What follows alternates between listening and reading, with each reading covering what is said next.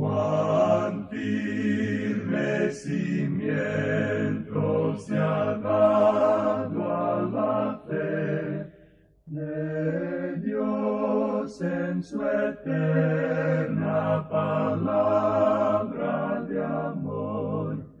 Con el propósito de compartir con usted las inmutables verdades de la palabra de Dios, presentamos A Través de la Biblia, un estudio detallado y sistemático de toda la Biblia que le ayudará a conocer lo que Dios ha revelado para nuestro provecho espiritual. Estos estudios bíblicos fueron diseñados y elaborados por el Dr. J. Vernon McGee, versado maestro de la Biblia, quien dedicó la mayor parte de su vida a la enseñanza clara y sencilla de la palabra de Dios. Acompáñenos, pues, mientras avanzamos en nuestro recorrido a través de la Biblia. Cuán firme cimiento la palabra de Dios. Es un gozo estar nuevamente con usted, amigo oyente, para traerle otro estudio de la serie A Través de la Biblia. Nos encontramos estudiando una sección en particular que está dirigida a los sacerdotes. Sin embargo, allá en el capítulo 1, versículo 6, el mensaje estaba dirigido a los sacerdotes que estaban sirviendo en el templo. Allí Dios dijo, «Oh sacerdotes que menospreciáis mi nombre». Y ahora en esta sección en el capítulo 2, versículo 1, dice, «Ahora pues, oh sacerdotes, para vosotros es este mandamiento». Y continúa diciendo en el versículo 2, «Si no oyereis, y si no decidís de corazón dar gloria a mi nombre, ha dicho Jehová de los ejércitos, enviaré maldición sobre vosotros, y maldeciré vuestras bendiciones, y aún las he maldecido, porque no os habéis decidido de corazón». Es decir, que el pecado principal de los sacerdotes era que ellos despreciaban el nombre de Dios. Y en segundo lugar, ellos desobedecían a Dios. Estaban en desobediencia para con Dios. Ahora ellos estaban despreciando su nombre, y ya tratamos con esto bastante en nuestro programa anterior, pero en realidad no le hemos dado bastante énfasis aquí. Hemos mencionado esos animales enfermos que ellos traían y ofrecían como sacrificio a Dios. La verdadera condenación de eso no era el valor del sacrificio, no era porque ellos estuvieran dando algo a Dios que no tuviera valor. Él les estaba diciendo esto y les reprochaba esto porque no estaban andando como debían. Más adelante vamos a encontrar esto, y Él les hará una pregunta muy directa. La pregunta es esta: ¿robará el hombre a Dios? Y vamos a hablar en cuanto al diezmo y en cuanto a nuestra relación con Dios hoy, según es expresada en nuestra forma de dar. Pero aquí, el énfasis no es en el valor de la ofrenda, sino en realidad en el carácter de la ofrenda. La ofrenda o sacrificio se hacía sobre el altar. Cuando estudiamos allá el libro de Levítico, vimos allí 5 grandes sacrificios que se mencionan, y cada uno de ellos señalaba al Señor Jesucristo. Y lo que creemos nosotros, que es más impresionante de todo esto, es el carácter de la ofrenda. Cada ofrenda tiene que representar a aquel que viene, si era santo, manso, sin mancha, apartado de pecado, quien era perfecto, quien tenía que serlo. Y señalaba hacia aquel que era el Hijo de Dios. Hasta las ofrendas que no son de olor suave señalaban hacia eso. Ahora, la forma en que ellos estaban despreciando el nombre de Dios es que ofrecían a Dios un sacrificio de un animal enfermo, un animal que no era perfecto. Y eso no señalaba hacia el Señor Jesucristo. Es lo mismo que ocurre hoy cuando hacen algo demasiado grande en cuanto al Señor Jesucristo, como esa producción cinematográfica que hizo Hollywood en 1973 con el título de Jesucristo Superestrella, que no fue otra cosa sino una blasfemia contra el Señor Jesucristo. Es verdad que el mundo no puede olvidarle, pero ellos no piensan correctamente en cuanto a Él. Y hasta cuando uno llega a pensar correctamente en cuanto a Él, uno está equivocado en cuanto a todo lo demás, porque es tan importante. Y cuando nosotros no pensamos correctamente en cuanto al Señor Jesucristo, le menospreciamos. Y Él ha sido menospreciado en los libros y en obras teatrales y aún desde el púlpito liberal. Ellos están despreciando el nombre de Dios. Y esa es la razón por la cual hoy se escucha hablar de manera ligera como quienes dicen, me lo hizo hacer el diablo. Bueno, amigo oyente, fue usted quien tuvo esa vieja y maligna naturaleza. El diablo no le empujó a usted a hacerlo. Otros piensan que Dios les castigará. Dios no está corriendo detrás de la gente tratando de castigarles como el padre castiga a sus hijos. Él no está haciendo eso. Y amigo oyente, nuestro Dios es un Dios misericordioso, y Él castiga el pecado, y Él va a juzgar el pecado. A Él se le llama el Dios terrible. Ahora, ¿qué es lo que quiere decir con eso? Que Él inspira reverencia. Él es un Dios reverendo, que debe ser respetado, y tiene que ser alabado, adorado. Él tiene que ser glorificado. En cierta ocasión, hace ya mucho tiempo, se presentó por la televisión una ópera de rock and roll, y creemos que era como una misa, y no era otra cosa sino alabanzas a Dios. Algunos dicen que la misa ya no tiene mayor significado. Bueno, no interesa si lo tiene o no. Lo importante en esto es que era pura alabanza a Dios. En el día de hoy no tenemos mucha pura alabanza a Dios, aun en las iglesias llamadas fundamentales. Y eso es lo que sucede. Me despreciáis, dice Jehová de los ejércitos. Y esta es una condenación de la iglesia, y todos los creyentes son sacerdotes en el presente. Así es que esto es un verdadero mensaje para nosotros en esta hora presente. Ahora aquí tenemos desobediencia. En el versículo 1 de este capítulo 2 de Malaquías leemos, Ahora pues, oh sacerdotes, para vosotros es este mandamiento. Y veamos lo que nos dice ahora el versículo 3. He aquí yo os dañaré la sementera, y os echaré al rostro el estiércol de vuestros animales sacrificados, y seréis arrojados juntamente con él. ¿Qué es lo que quiere decir con esto? Bueno, en esa época en particular ellos estaban teniendo cosechas abundantes. Y usted recuerda que los sacerdotes recibían un diezmo de la cosecha, ya sea trigo o la cebada, o en el tiempo de verano eran las viñas, 1/10 parte era dada al Señor.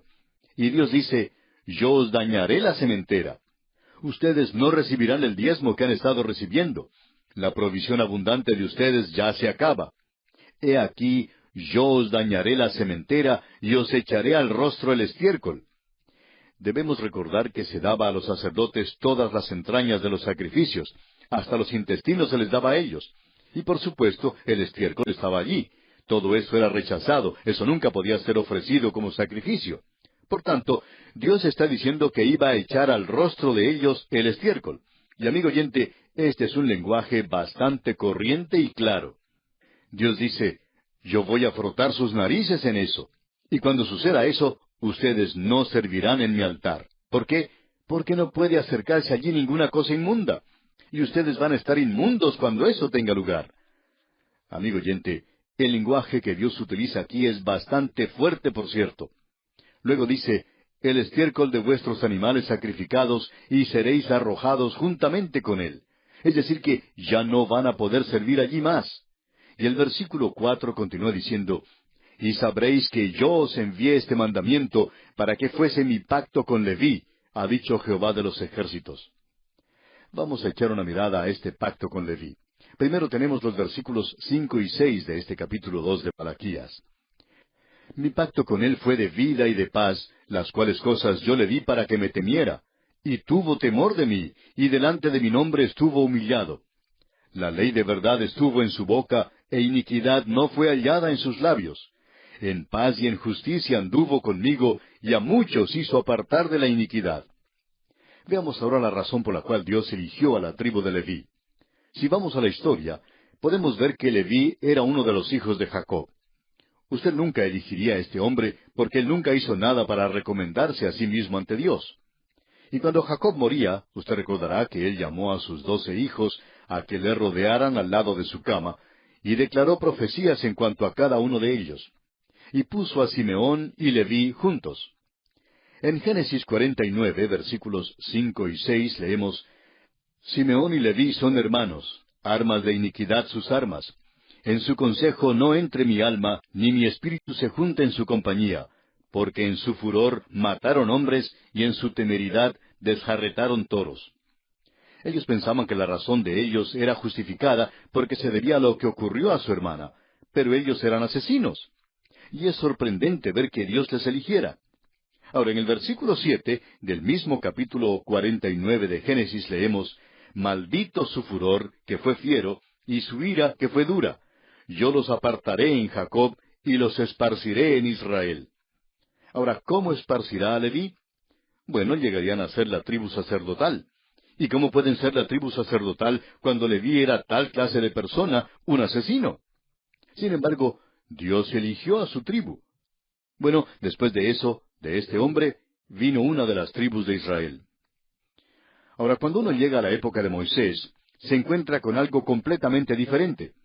Moisés ahora, en su lecho de muerte, reúne a las tribus a su alrededor, y lo que en el momento de la muerte de Jacob eran solamente 12 hombres, ahora probablemente son 1,000,000 o más alrededor de Moisés. Y él estaba dando una profecía a cada uno de ellos. Esto lo encontramos allá en Deuteronomio capítulo 33, versículos 8 al 11, y allí leemos: A Leví dijo: Tu Tumim y tu Urim sean para tu varón piadoso, a quien probaste en Masa, con quien contendiste en las aguas de Meriba, quien dijo de su padre y de su madre: Nunca los he visto, y no reconoció a sus hermanos, ni a sus hijos conoció, pues ellos guardaron tus palabras y cumplieron tu pacto. Ellos enseñarán tus juicios a Jacob y tu ley a Israel. Dios hace de ellos la tribu sacerdotal para enseñar a Israel la ley de Dios. Eso es lo que dijo, y continúa: Pondrán el incienso delante de ti. O sea que ellos ofrecerán una oración por los hijos de Israel. Y sigue: y el holocausto sobre tu altar, y ese sacrificio señala hacia Cristo. Luego dice: bendice, oh Jehová, lo que hicieren, y recibe con agrado la obra de sus manos. Hiere los lomos de sus enemigos y de los que lo aborrecieren, para que nunca se levanten. Este es el pacto que Dios hizo con Leví. Él tiene que enseñarle a Israel. Tiene que servirle en el altar, ofrecer incienso, oración y ofrecer el holocausto sobre el altar, aquello que señala hacia Cristo. Eso era al principio. Pero ¿qué pasó después del regreso? Bueno, Él está dispuesto a cerrar sus ojos ante aquellos animales enfermos. Él está despreciando el nombre de Dios. Está desobedeciendo a Dios y, por tanto, ¿cómo puede enseñar la palabra de Dios a la gente? Eso es lo que Dios está diciendo. ¡Qué cambio el que ha tenido lugar! Después de 70 años de cautividad, Leví no ha aprendido su lección. Y en el versículo 5 de este capítulo 2 de Malaquías leemos: Mi pacto con él fue de vida y de paz, las cuales cosas yo le di para que me temiera, y tuvo temor de mí, y delante de mi nombre estuvo humillado. Él le temía a Dios, pero esta gente no le temía. Dice: la ley de verdad estuvo en su boca. Él enseñó la verdad de Dios. Pero estos sacerdotes en esta ocasión no estaban enseñando la verdad de Dios. Ellos estaban quebrantando los mandamientos de Dios en lugar de enseñarlos y cumplirlos. Y eso es lo que Dios está diciendo ahora. Y en el versículo 6 Dios dice: En paz y en justicia anduvo conmigo, y a muchos hizo apartar de la iniquidad. O sea, Él fue un buen ejemplo para esta gente. Pero ahora ha ocurrido un gran cambio. Y esta es una aplicación para el presente, amigo oyente. Nosotros no estamos sirviendo a Dios hasta cuando aprendamos a darle reverencia a su nombre, y a no despreciar su nombre. Esto quiere decir que debemos elevar a Cristo. Él dijo: y yo, si fuere levantado de la tierra, a todos atraeré a mí mismo. ¡Qué cuadro más maravilloso el que tenemos aquí! Sigamos ahora con el versículo 7 de este capítulo 2 de Malaquías. Porque los labios del sacerdote han de guardar la sabiduría, y de su boca el pueblo buscará la ley, porque mensajero es de Jehová de los ejércitos. Aquí nuevamente tenemos esta palabra mensajero o ángel. Y Leví, o los sacerdotes, deben ser los mensajeros de Jehová de los ejércitos. Y cuando lleguemos al libro de Apocalipsis, veremos allí el ángel de la iglesia en Éfeso. ¿Con quién está hablando allí? Con el líder de ese lugar, aquel que está enseñando la palabra de Dios, y eso es lo importante. Resumiendo esto entonces, permítanos presentar nuestra interpretación. Creemos que la obligación única del pastor de la iglesia es enseñar la palabra de Dios. Y que Dios tenga misericordia de la iglesia, que hace de él un hombre de relaciones públicas, que va de un lado para otro, dedicando su tiempo a la administración, cuando debería estar estudiando y enseñando la palabra de Dios. No nos sorprende, pues, ver la situación de las iglesias cuando están en cosas así. En cierta ocasión, un diácono llamó a un pastor anciano, ya jubilado, criticando a su propio pastor de su iglesia, diciendo que pasaba demasiado tiempo estudiando, que no administraba la iglesia para nada. El pastor anciano le preguntó si él era un diácono, y él respondió que sí. Entonces, ¿ha visitado usted a los enfermos? Respondió que no, porque estaba muy ocupado. El pastor le dijo entonces que esa era su tarea. La tarea del diácono es la de visitar a los enfermos. Ellos tienen que estar a cargo de la administración de la iglesia. Esa no es la tarea del pastor. La tarea del pastor es la de enseñar la palabra de Dios. Ahora, si él no está enseñando la palabra de Dios cuando sube al púlpito, esa entonces es otra historia. Pero si él está dedicando su tiempo a estudiar y a predicar la palabra de Dios, entonces eso es lo que Dios le ha llamado a hacer. Usted recuerda, amigo oyente, a los apóstoles primitivos. Había viudas de los judíos helénicos y eran aquellos que eran nativos de ese lugar. Y estaban discutiendo en cuanto a la distribución de las ofrendas.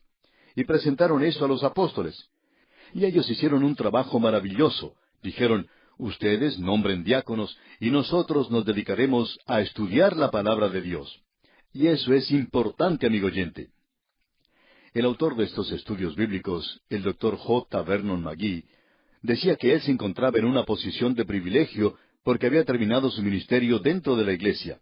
Ahora se podía inclinar ante los demás predicadores con mucha ventaja y le daba gracias al Señor por no haber tenido que llevar a cabo la tarea que tenía antes. No tenía que ver con la administración, sino que dedicaba la mayor parte de su tiempo a estudiar la palabra de Dios mucho más que antes. Y le daba gracias a Dios por ello. Y si hubiera tenido que regresar al ministerio, decía, pasaría más tiempo que antes estudiando la palabra de Dios. Y amigo oyente, ese es el trabajo del pastor, del leví, y eso era lo que no estaba haciendo esta gente, estos sacerdotes. Ahora, en el versículo 8 de este capítulo 2 de Malaquías leemos, «Mas vosotros os habéis apartado del camino, habéis hecho tropezar a muchos en la ley, habéis corrompido el pacto de Leví, dice Jehová de los ejércitos». O sea, ustedes no están enseñando la palabra como deberían hacerlo. Y el versículo 9 continúa, «Por tanto, yo también os he hecho viles y bajos ante todo el pueblo, así como vosotros no habéis guardado mis caminos, y en la ley hacéis acepción de personas». Hubo un día cuando a los ministros se les escuchaba en esa tierra, pero ese día ha pasado ya. Ahora solo el liberal tiene voto en la televisión, y gracias a Dios que no han monopolizado la radio, y todavía quedan algunas voces buenas en la televisión, pero en la mayoría de los casos siempre se le pide a un liberal que vaya allí.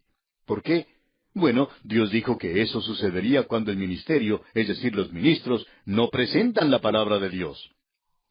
Ahora, a partir del versículo 10, tenemos algo diferente.